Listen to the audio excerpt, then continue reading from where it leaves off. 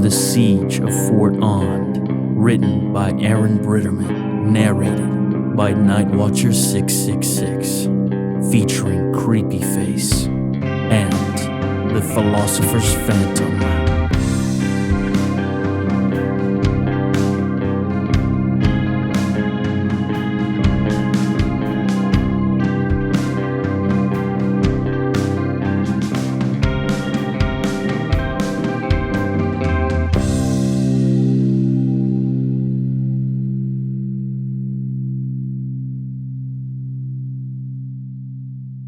The following is a transcription of an audio cassette I discovered in my father's safe shortly after he died. The tape has been transcribed for you here in its entirety, for my own sake. Can you say that again? Which part? The date, Dad. The recorder wasn't close enough. I want to make sure we get everything. Why is it so goddamn important that you get every last detail anyway? Because that's what the doctor said, Dad. The more details we get, the better he can help you. Oh, is that right? He's gonna help me, huh? How's he gonna do that exactly? Stuff some more magic pills in my pocket? Maybe sign me up for group therapy? Those are always loads of fun. No, I think he just wants to get a better understanding of... He can't help me. Nobody can. Better psychiatrists have tried and failed. You wouldn't believe me anyway, so there's no fucking point. Well, if nothing else, it would help us and the doc to make better decisions regarding you. Look, I promise that I will listen to everything you have to say. I promise. I'll believe you, okay? Don't say that. You can't promise me something like that.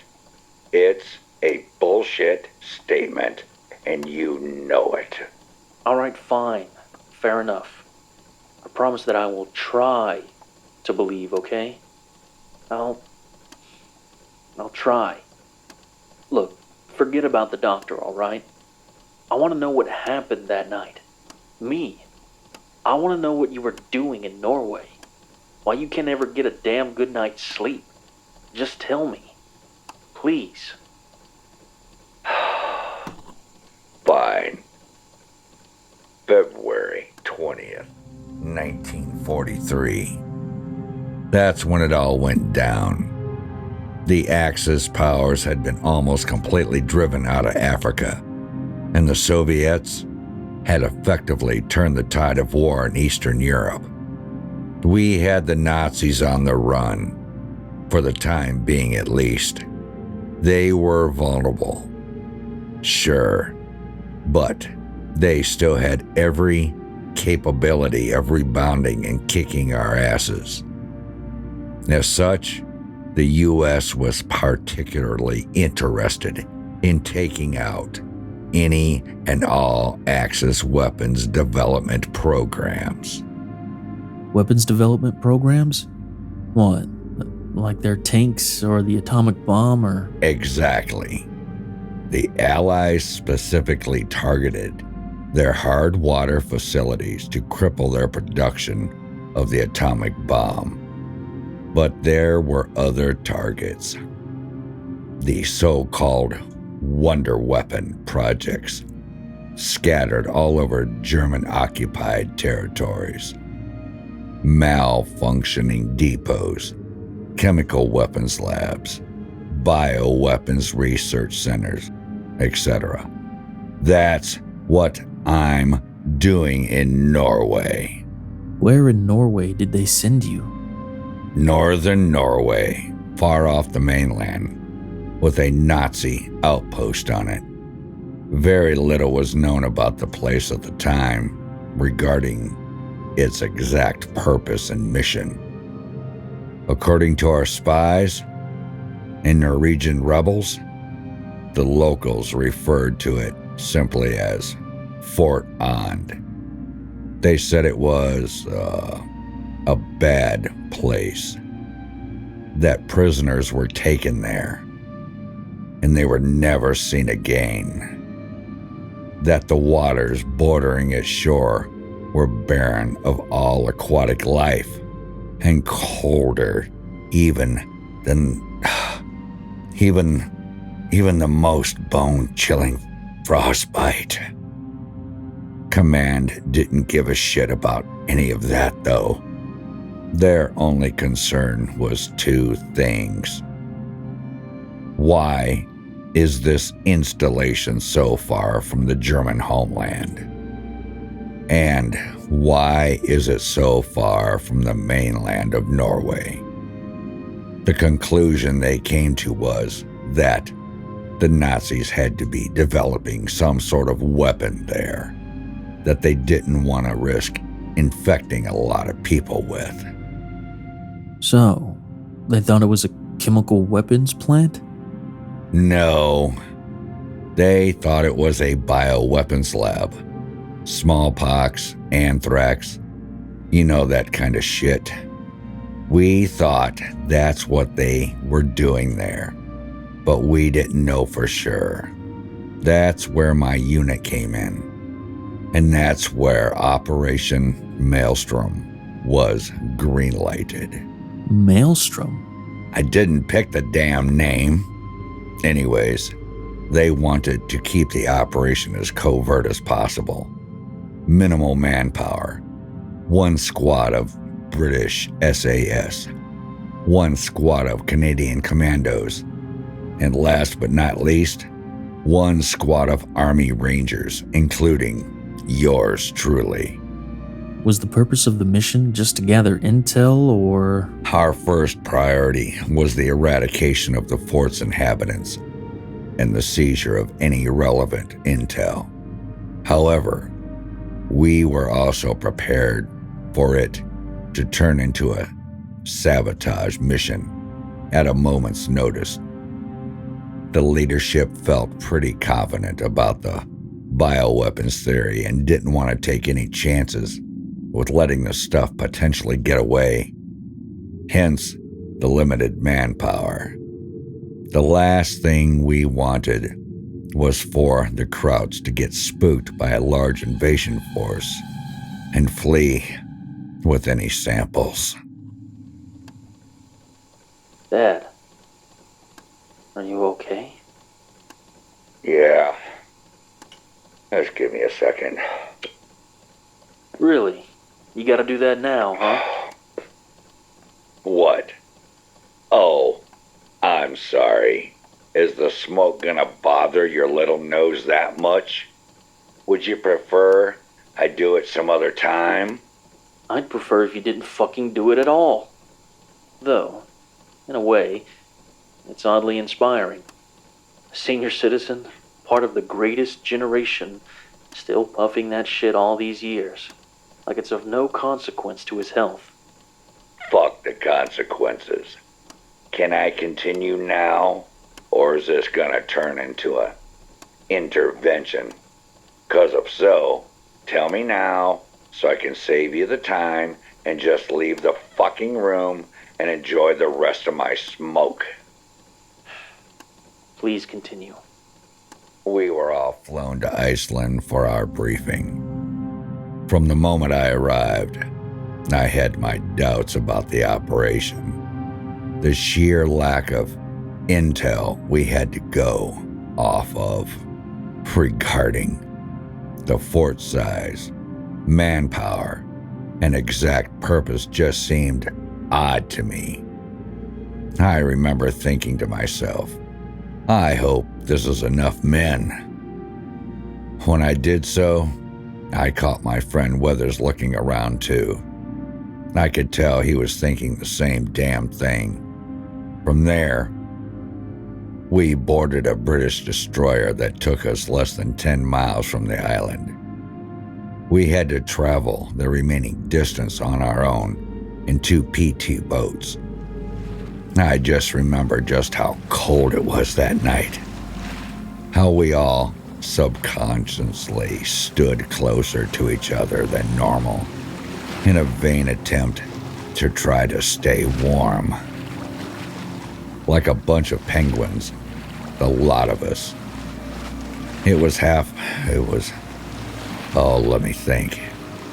It was about a half-hour ride to the island, so we stayed like that for a while, just hunkering up and trying to keep warm as much as we could while we waited for any sign of something. When we were about a mile from the island, we got that sign. We saw it long before we ever got near the stuff. When we did, we all went silent and watched as we slowed down our boats to make a cautious approach. A thick fog had blanketed the sea around the coastline in all directions for about a half a mile. It had a faint red hue to it. Not a deep red, just faintly visible. It towered above us nearly 15 feet in the air, like a tidal wave, and seemingly stared us down. We slowly crept our boats up to it inch by inch until our bows were nearly kissing it. From there, a few of the Canadians on the adjacent boat got out some equipment and began probing the fog for any sign of toxins. We all sat there and waited for them to finish their work. As they did so, I took notice of the absolute unnaturalness of it all. It made no movement towards nor away from us, yet it billowed and contracted and breathed soothingly in a place like you would expect a body of smoke to do. I apologize, son. I just remembering this just is a little upsetting. I remember distinctly thinking of it as not a wall, but more like a veil or a curtain, hiding the island from us. A few minutes later, the Canadians signaled over to our boat and gave our commander, Captain Hawks, the thumbs up. The fog wasn't toxic, as far as they could tell. Given our mission, though, we couldn't take any chances of it being a gas of some kind. Better safe than sorry. So we donned our gas masks and made sure our suits were nice and sealed up. I, in particular, had taken the liberty of duct taping around my gloves and boots to ensure it was all right, and all very airtight. Then we started our boats back up and slowly sailed into the unknown. At first, I couldn't see anything. The fog was so thick it limited my visibility to just a few feet in front of me, and even less so far in front of the boat. We couldn't have our lights on for fear of being spotted. When we were out in the open water, this was fine, of course. The moon and the stars lit up the surrounding water nicely for us. But now, there was little to no light penetrating the fog. We were engulfed in near total darkness, so we just slowly inched our way forward as safely as we could. I just sat there and watched the red vapor hit and dance off my goggles while I searched for any sign of land. For a while, nobody said a word. We all just waited for what seemed like an eternity. The longer we pushed ahead, the tighter the grip on my rifle became as my nerves started up. Finally, one of the Brits broke the silence. I watched him tap the man in front of him, and I heard him whisper, All we should, this is the right. His sentence was quickly interrupted. We had landed. The entire boat shook wildly, as a few of us lost our footing and had to grab the sidewalls to stay upright. As we did so, I looked around and noticed the fog gradually growing thinner as we made our approach. Steadily, its opacity diminished. I could begin to see shapes through the veil. The crunching noises ceased a few seconds later, and with them, so did the fog from my line of sight. It was still there, but it was thinner and lower to the ground. It was over the open sea. It only came up to our knees from that point on, which meant I could finally see our objective, the island. It was a mess of scattered, jagged rocks and hills, caverns and towering cliffs that seemed to scatter in all directions, like a porcupine made of stone. At its center, one giant hill stood out. I followed it from the base to the peak with my eyes, and at its peak, there was a door. That was it. Not a trace of human life. No pathways, no trenches, no buildings of any kind. Nothing that would suggest any sort of operation was being undertaken on the island. There were a few guard towers, of course. We knew at least that much from our aerial photos. But we had chosen our landing site specifically to be in a blind spot they wouldn't see us from. That was it, though.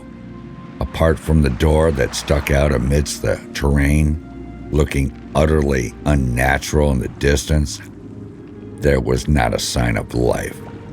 No buzzing of insects, no splashing of fish, no chirping of birds. Even the wind itself seemed to bow before the island's authority and ceased completely. No life whatsoever. I thought back to when we first encountered the fog and just how right I was in my thought process. We truly had crossed a veil of some kind. Captain Hawks gave the hand signals. We all filed out and patrolled the island as fast as we could to a nearby cave. The Norwegians were waiting for us there. The Norwegians? Were they the ones who gave you the fort's intel to begin with? The very same. Adding them to our roster brought our total strike force to 35 men. Dad? Let's see if I can recall the rest of it. It's okay, Dad. Take your time. Well, we headed into the cave and linked up with the Norwegians, who sat steadfast in defensive positions. One of them stood up as we breached the darkness of the cavern and swung his gun over in our direction, shouting at us to presumably lower our weapons before quickly lowering his own back down and making a half-hearted apology attempt. Hawks was livid. He stormed over to that man, and with one forceful strike of his fist, he sent that poor Norwegian hurtling towards the ground. You some kind of fucking moron, kid. I was this close to blowing your goddamn head off. At that point, the commander of the Norwegians rushed over to stand between the two of them. Please forgive us, sir. We've been on edge since we arrived a few hours ago. It was an honest mistake. He helped his fallen soldier back to his feet and ordered him to the back of the cavern to tend to his face. Afterward, he and Hawk stared at each other for a few seconds in the silence while we all waited for one of them to speak. The leader of the Norwegians spoke first. Something is wrong. Very wrong. Our intel is severely off. None of the guard towers have had occupants, and we haven't seen a Nazi soldier patrolling the island for 3 days now. We've been spying on this island for weeks as best we could. The entire time we did so, soldiers were patrolling the shores, manning the towers, and watching the coastline. But 3 days ago, this fog emerged. It obscured our vision and made it nearly impossible to see anything on the island. Since we arrived, we've done multiple sweeps and scouting runs along the island's surface. No one is here, American. Not a soul. It's like they just vanished. At least from this island's surface. I looked back over at McKinley, who did the same. We exchanged confused looks at one another before looking back at the two leaders who were now talking too quietly to one another. Finally, Hawks turned his face towards us with a deep sigh and said, We think the Nazis have locked themselves away within the fort's cave systems and interior. According to our good buddies here, the island's surface is safe. Let's hope they're right. Conduct final checks on all your equipment, then form up by the cave entrance. We're going in. We got into formation and made our way up the rough terrain to the door I spotted when we first landed. As far as we could tell, it was the only entrance to the interior of the fort. The ascent was nerve-wracking. The cold, wet staircase that led up to the fort's entrance proved difficult to scale with all of my equipment, which was made all the more dangerous, of course, by the fog, with it clinging around knee level on every surface of the island. It made it damn near impossible to see where we were stepping, so we just slowly tiptoed our way up to the door as the best we could. All the while, nobody uttered a word. It was so quiet, I could hear my own heartbeat throbbing in my ears. Eventually, we reached the top of the stairs. The door itself was monolithic.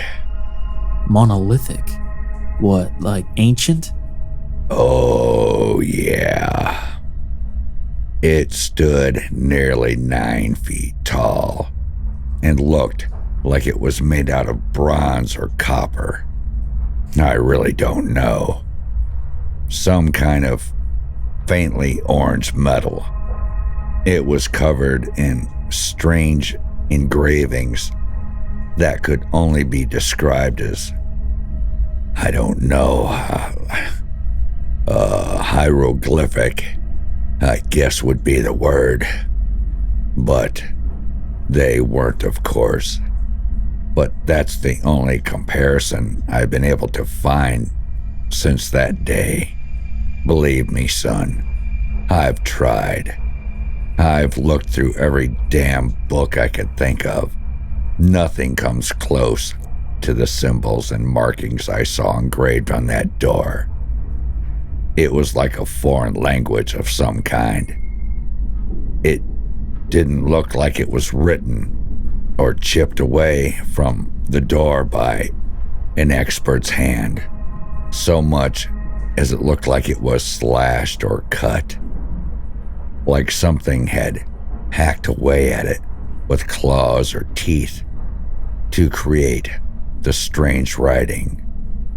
It didn't look like a human's hand had done it. Looking up at the door, I felt like an explorer, like I had found something lost to mankind for millennia and was rediscovering it. Only, I didn't want to be the person to discover this. At that moment, I wasn't sure I wanted to be aware of this place's existence, let alone have to open the damn thing and walk past it into God knows what. We readied our explosives, expecting to have to breach our way in. To our surprise, however, the wooden beam that was attached to the door lifted. The monolith opened slightly, and with it came the stench of utter, all-devouring rot, like pus and spoiled milk, bile, and sulfur, all fused into one unholy concoction that assaulted my nostrils and instantly forced tears from my eyes to run down my cheeks. At first, I panicked, believing my mask wasn't secured tight enough and I was inhaling a toxin of some kind. But when I looked up, I saw all of my team members were doing the same thing. Our masks were all working fine. We couldn't have all had a potential leak, right? The smell was truly just that powerful. The door had only given way and opened a tiny bit. Our front man quickly had to ask for help, as the door was too heavy to heave by himself. 4 men, me included, pushed with all of our might, then quickly ran out of the way as soon as the door completely opened, so the guys behind us could aim down the opening. When they did, they didn't see much. Their flashlight shined straight into a wall that angled down away from us. What lay before us was another staircase, carved out of the very stone of the mountain itself. The fog clung lower to the ground past the doorway, only coming up to about ankle height, but it still obscured the steps, all the same as the walk up to that point.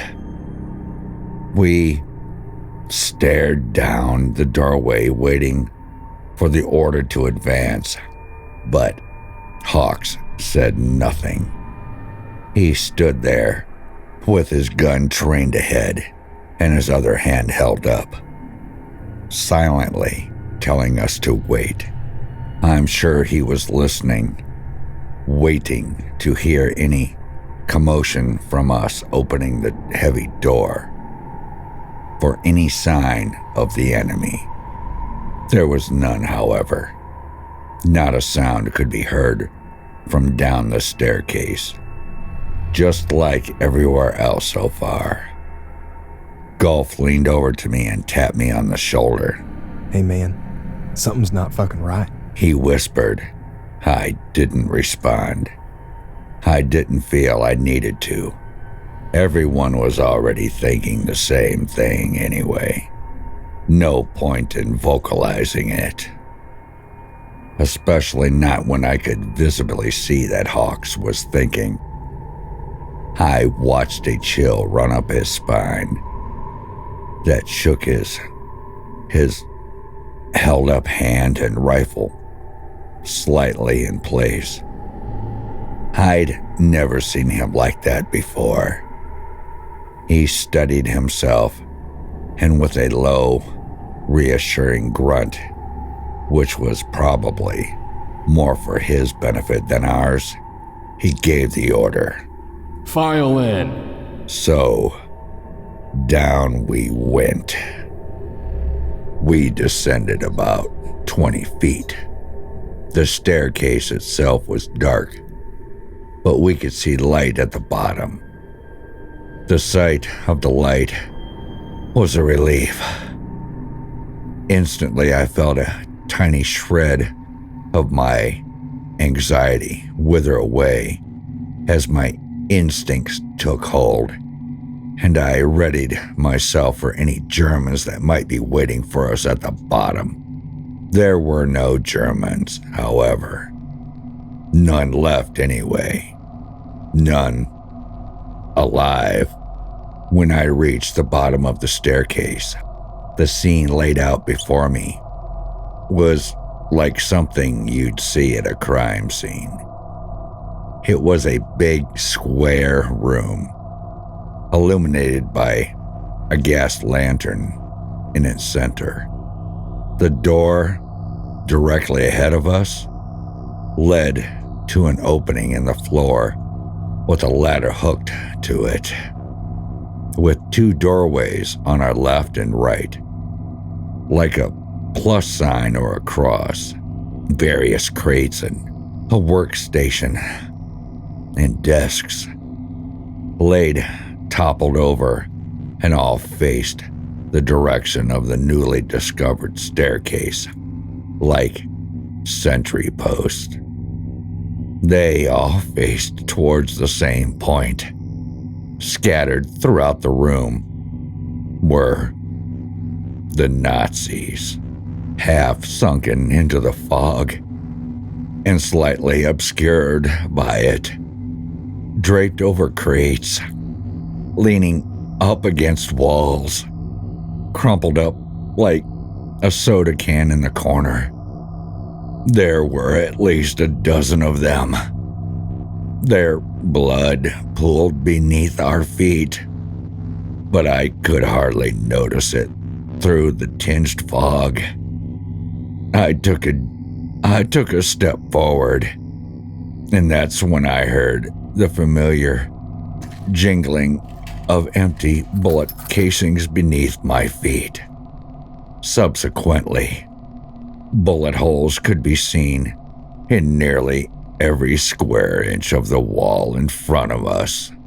Jesus Christ! Weathers shouted as he entered the room behind me, promoting Hawks to hold up his hand again, signaling for him to shut up. Whoever the fuck did this might still be here. Stay frosty, he muttered sternly to us. Fan out. Check the rooms on our flanks. Half of our men went to the room on the right, while the remaining went left. I, along with 3 others, stood guard in the lit room and kept our guns trained on the ladder ahead of us. As I knelt behind the crate to take a better defensive position, I noticed one of the Nazis was laying face down in a puddle of his own blood close to my right. I kept my rifle trained ahead as I slowly reached over and heaved on his arm, forcing him to roll over onto his back. He had a look of utter terror frozen onto his face. His eyes were wide and open and mouth agape. He bore cuts and a large slash marks upon his chest and torso, which caused his internals to expose themselves slightly. I looked around the room at the other men to verify, and sure enough, the ones who weren't submerged in the fog shared similar wounds of varying size and volume. What the fuck happened here? I thought to myself. This thought was quickly overtaken by a doubly terrifying realization. I looked at the bullet holes directly ahead of me and thought, whatever the hell happened here, I'm standing in the same place they were.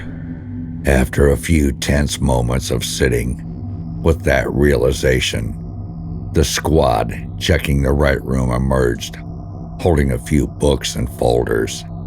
They bore similar engravings to the ones seen on the door upon our arrival, and were bound in leather so ancient that it looked like the faintest breeze would disintegrate them if they weren't careful. They showed it to Hawks, who took one of the books and began sifting through the pages. At first, he scanned the pages carefully and thoroughly, but he quickly thereafter began to shuffle through them frantically and impatiently before reaching back and shoving it into his pack. Right about that time, the squad from the left room emerged. A British soldier approached and said, Just more dead krauts, sir. There's something. We found cages, big enough to fit humans in. There were bodies in them, but they weren't Civilians. Then the Norwegian team leader interrupted. These fucking animals. Hawks looked like he was getting ready to say something, but he didn't get the chance. All conversations and thoughts were stopped when the sound of screaming could be heard down the ladder. With one uniform motion, all remaining men turned their guns to face the same direction as I already was. We waited for what felt like an eternity, for a head to come bobbing up the opening in the floor, for the sound of footsteps, for any sign of the enemy. But nothing came. After about a minute or so, Hawks gave the order. We were going down there. I don't want to do this anymore. Dad, please. You can do it. Just take a second, okay? The smell, Patrick. Oh, that god-awful smell. What about it? My grandpa can be heard taking a huge huff of his cigarette, followed by loud coughing.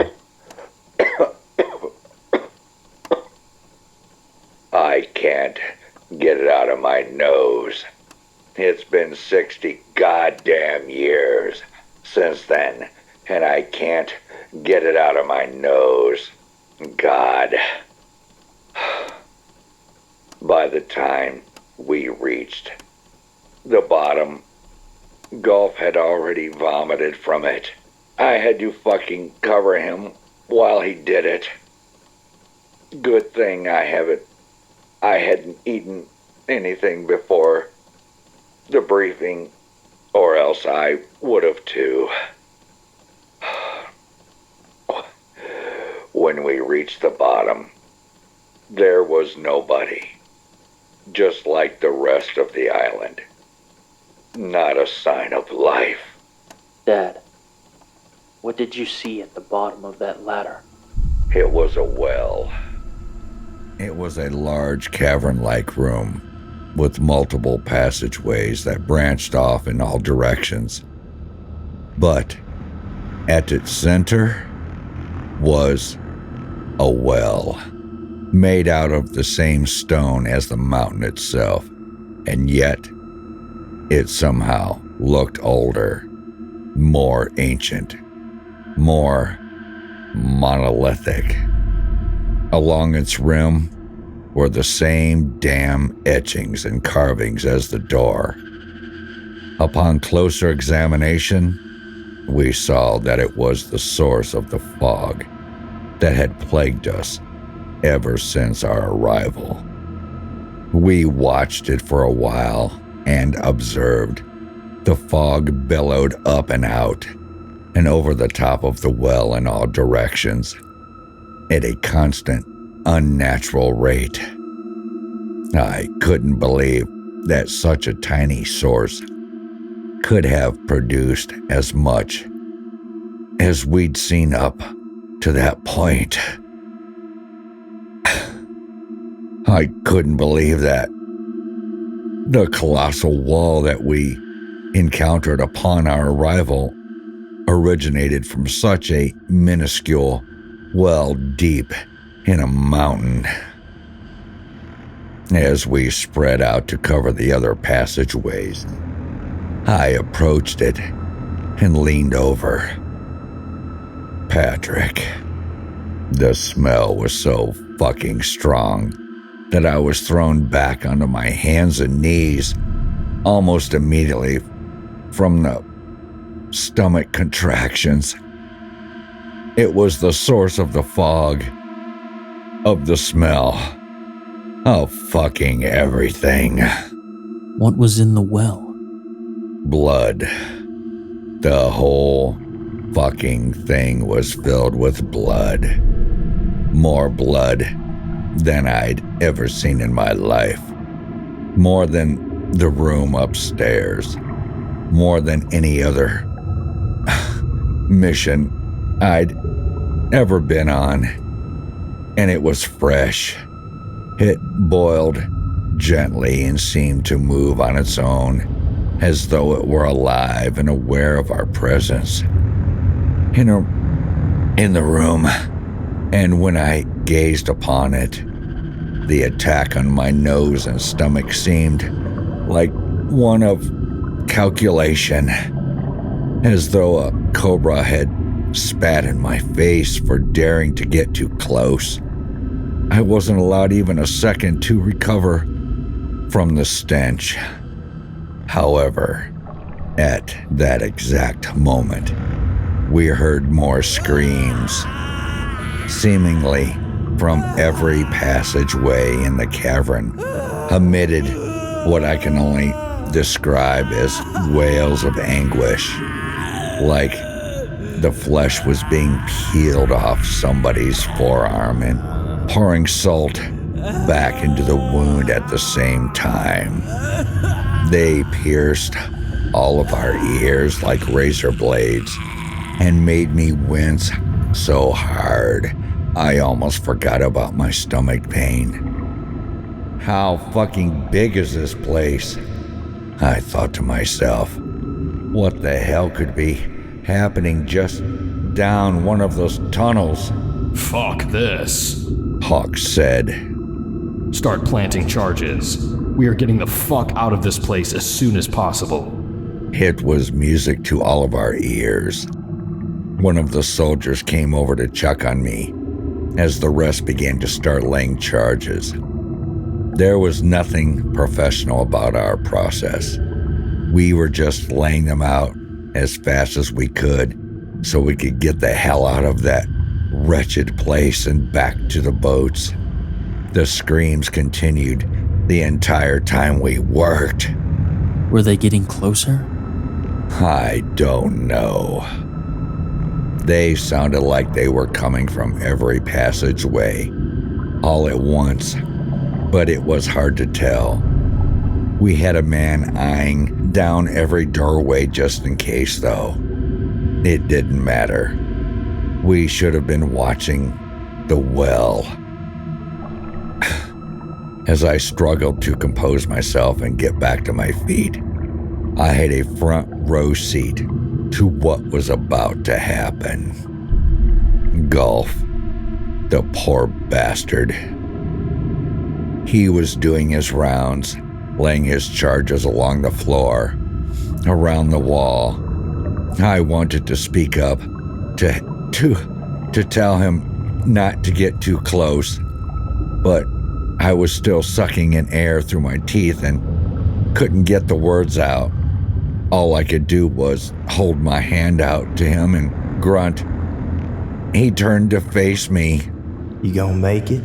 Was the last thing I heard him say.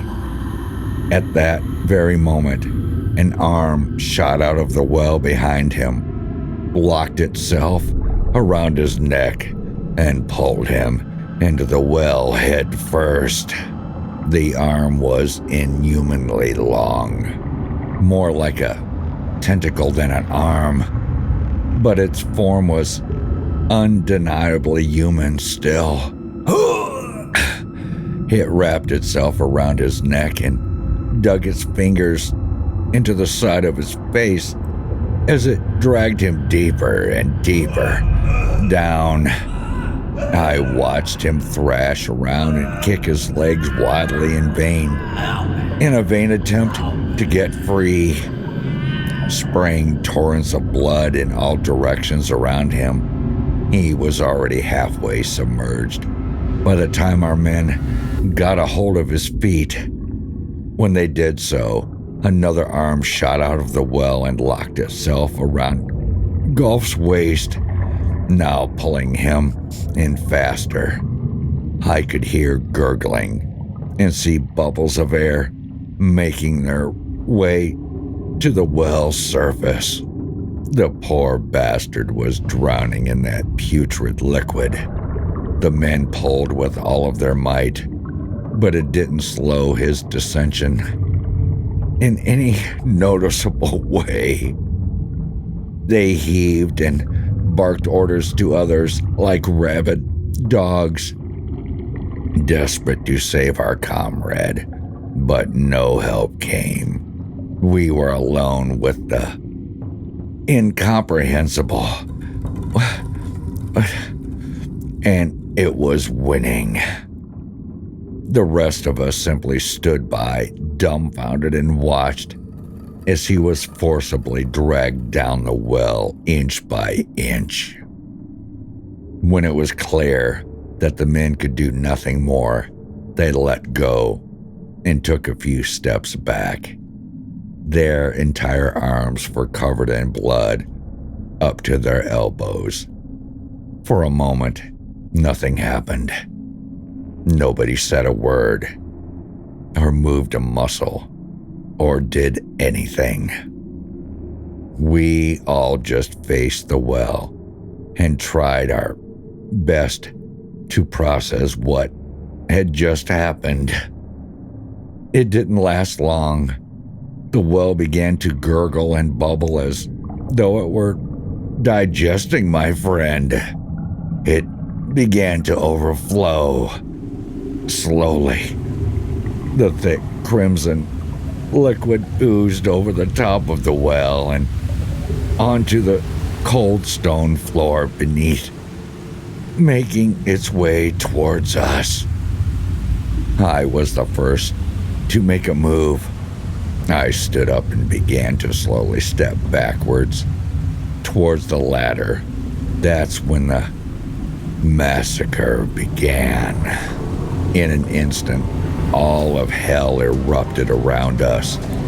The same arms that dragged my friend to a then unknown fate sprang out of the walls around us as though the island were alive and began to frantically swing around, searching for a body to claim.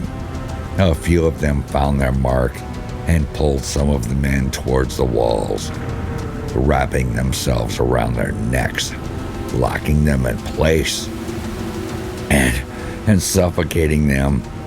Any sense of composure our toughest men had remaining left their bodies that very moment.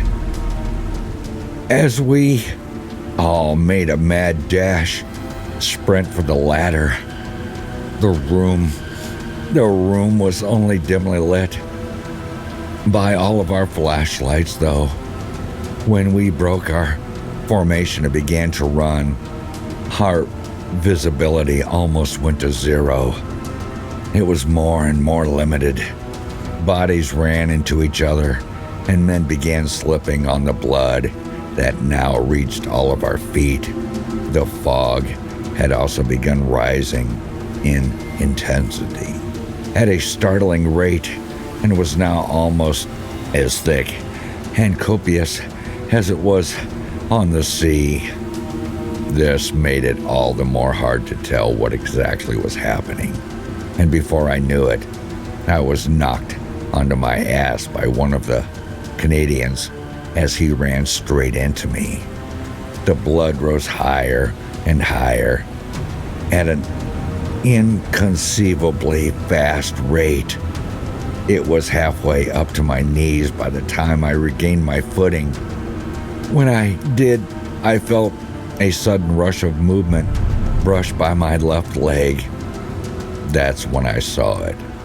There were shapes moving in the blood, large, serpentine-like shapes that slithered all around us and began quickly to encircle my team. Like sharks, they enveloped us, poised for the kill.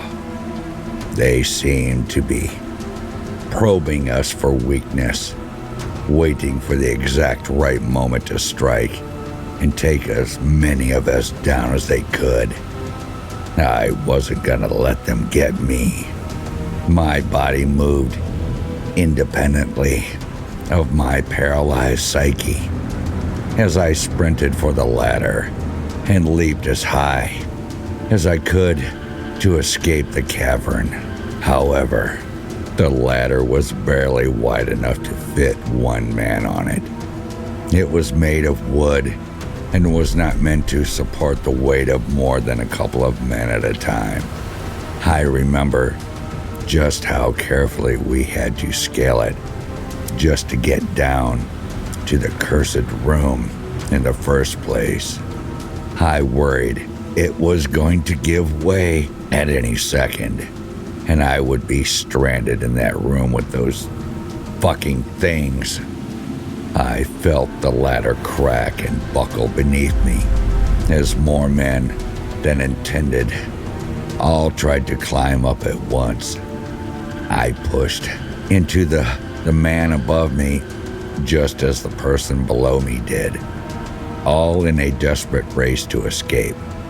Just when I was sure all was lost and I would never make it out, I reached the top and rolled onto my back.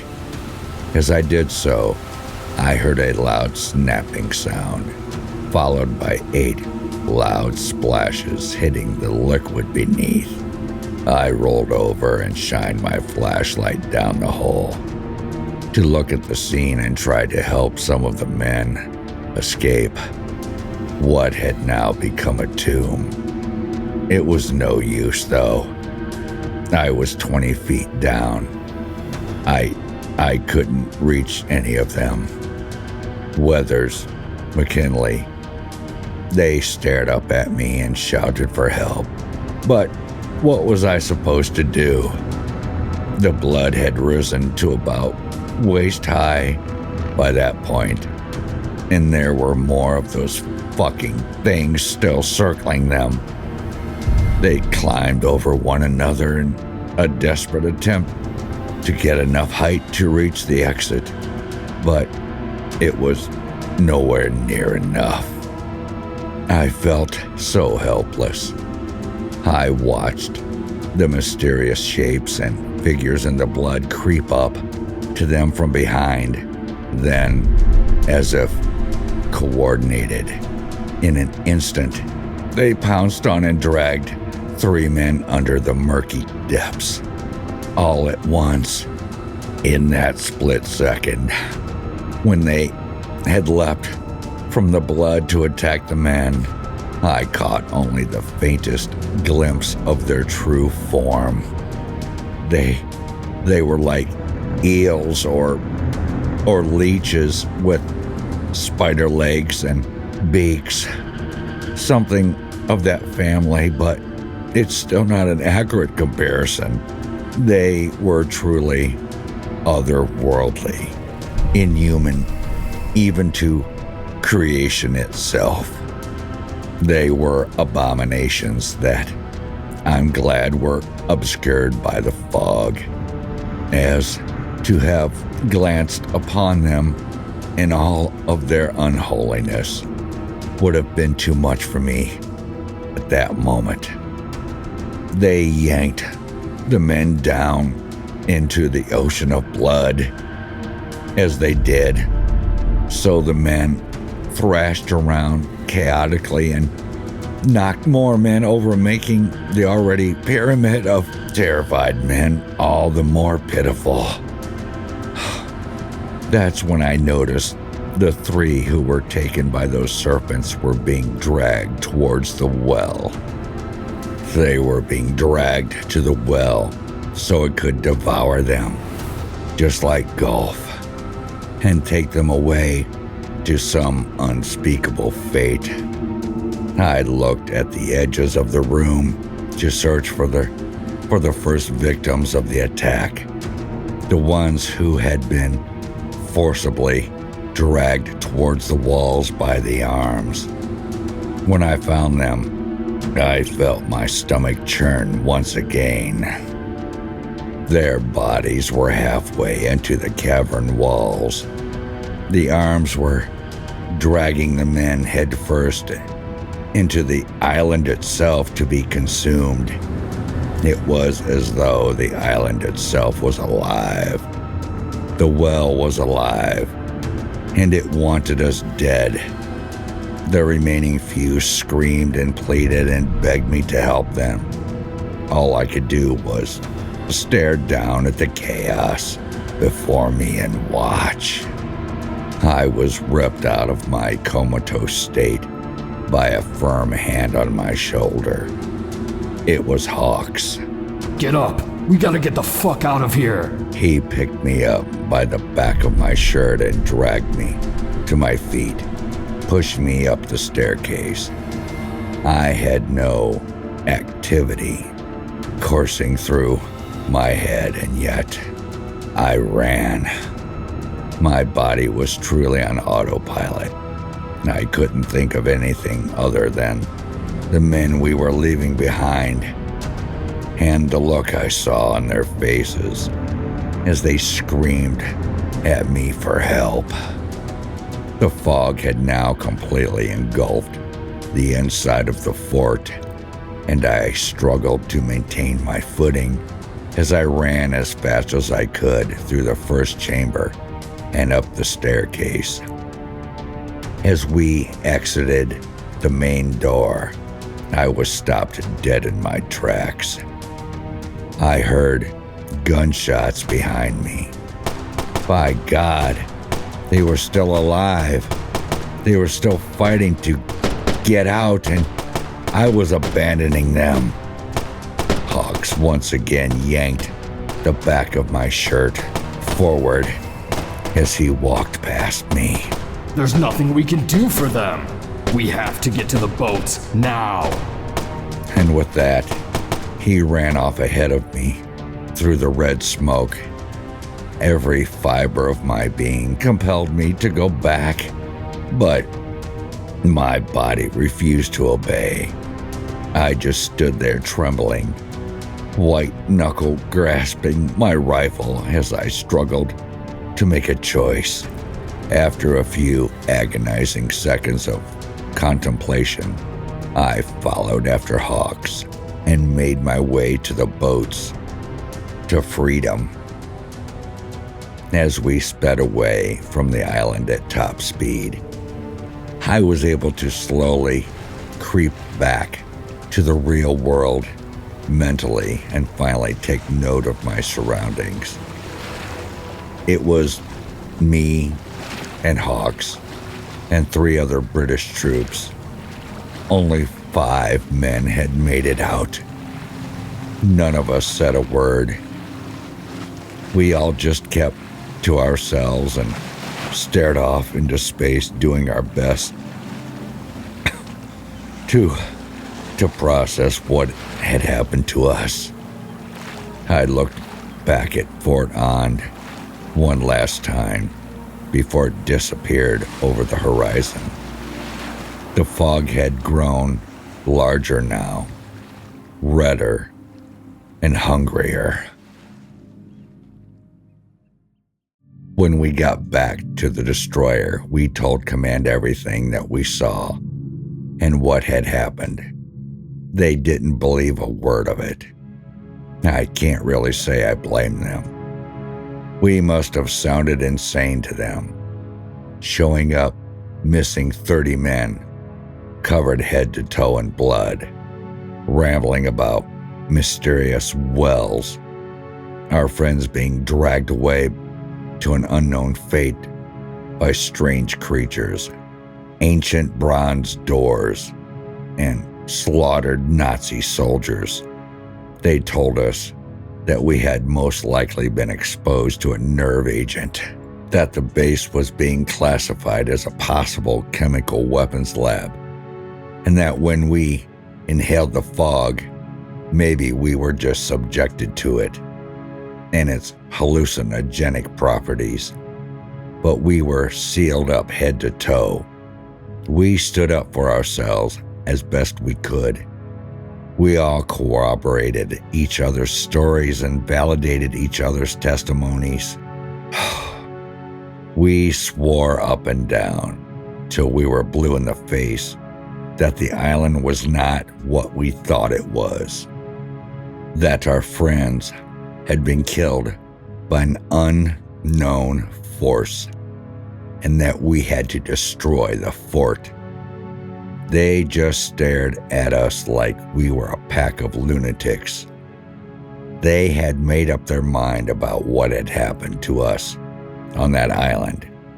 Any attempt made by any of us to set the record straight only to serve to make us look even more insane to them.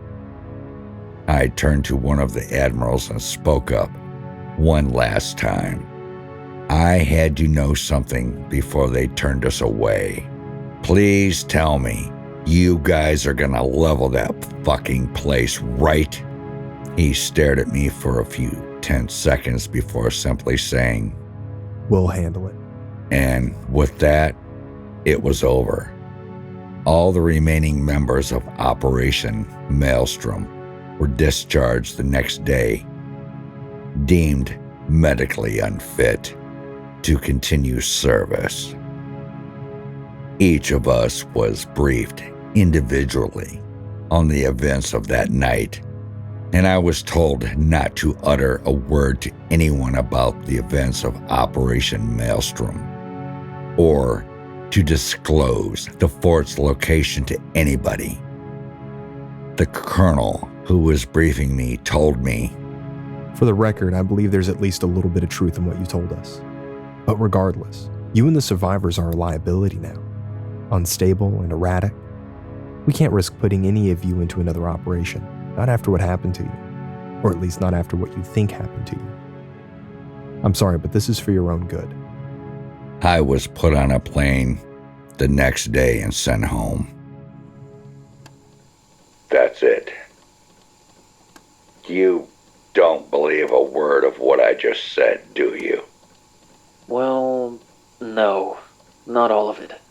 I mean, I want to, but it's a little much to I know how it sounds. You think I don't hear myself saying this shit to you? I know how it must sound, but it's the truth, son. The well is real. What happened to me is real. I'm sure it must have felt that way, Dad. But you gotta... You don't believe a fucking word of it. Nobody does. You, the doctor, every other person I've confided in, just think I'm some fucking lunatic who imagined all of this. I see the way you're looking at me, like I'm just some poor old man who is losing his fucking mind. I know what I saw. I know what I went through. You weren't there. I know I wasn't. I'm not saying I was, Dad, but come on. Work with me. Isn't it possible it was a nerve agent or something? How the hell would you know it wasn't? Because we all saw the same goddamn thing. All of the survivors of Maelstrom gave the exact same fucking testimony upon our return. Everything from our encounter with the fog to our return to the ship was matched up perfectly. What do you think? We all hallucinated the exact same thing? No, I just think that maybe... You know, they took the books that Captain Hawks acquired. Oh yeah, they made sure we kept nothing from our mission. They stripped us bare, right after we returned to the ship. But he told me what he saw in those pages. More of those strange symbols, those hieroglyphics of the unknown origin. The mention of Tor Zur Holly, some kind of fucking portal to hell, or somewhere worse, or God knows where. You want to know why I can't sleep at night, Patrick? The real reason? It's because I know it's still alive. We'll handle it. Yeah, like hell they did. They probably just set up shop themselves and tried finishing what the crowd started. Or maybe not. Maybe they heard our warnings and listened to us. Maybe they shelled the place into oblivion and actually did handle it. But I'll never know, son. I'll never get my closure on the events that happened that night. I'll never get to know with 100% certainty that the well has been sealed and that whatever in the depths of Fort Ond can't get me anymore. Let's just take some deep breaths, okay? Why don't we just calm down and... This was a waste of time. It always is with you people. Dad, please! We're done here. Turn that goddamn thing off and get... The tape ends there. I couldn't find any additional tapes in my father's belongings. So, for the time being, that's where the story ends too. I didn't know my grandfather too well.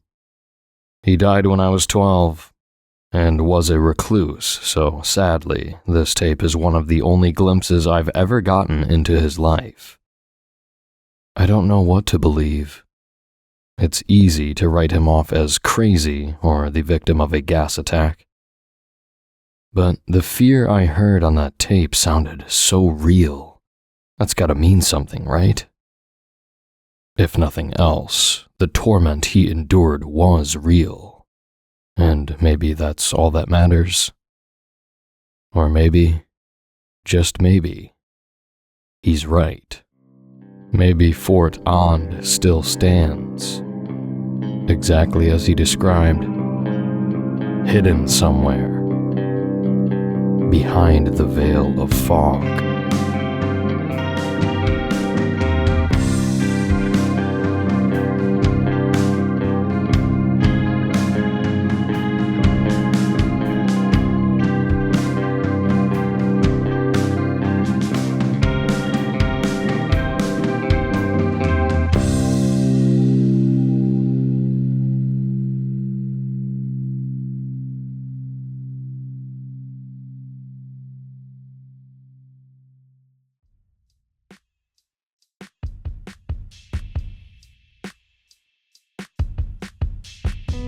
Hey everyone, thanks for tuning in to tonight's story. It was an absolute blast.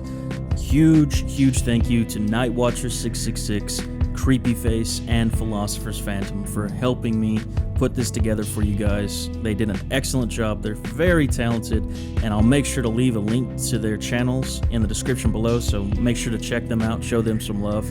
And a huge thank you to the author, Aaron Breiterman. Hopefully I'm pronouncing his last name right. Sorry if I'm not. But what an absolute privilege and honor to bring this story to life. I want to continue to try to collaborate more with other YouTubers. This is so much fun, and I want to keep doing it as long as I'm able to. Let me know what you guys think in the comments below. But thanks for tuning in. Have a great night. Cheers.